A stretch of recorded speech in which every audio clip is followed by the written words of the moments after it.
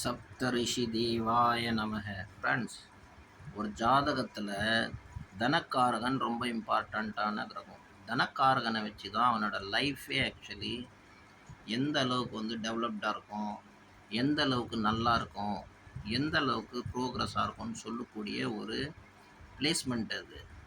இந்த ரெண்டு கூடியவன் எந்த வீட்டில் பிளேஸ்மெண்ட் ஆயிருக்காருன்னு பார்த்துக்கணும். அந்த பிளேஸ்மெண்ட் ஆன ஜாதகன் எந்த கிரகமோ, இப்போ சப்போஸ் 2ஆம் அதிபதி 3ஆம் அதிபதி கிட்ட பிளேஸ்மெண்ட் ஆயிருக்கார். 3ஆம் அதிபதி பார்த்தீங்கன்னா உங்களோட பிரதரோடது இல்லை சிஸ்டரோடது.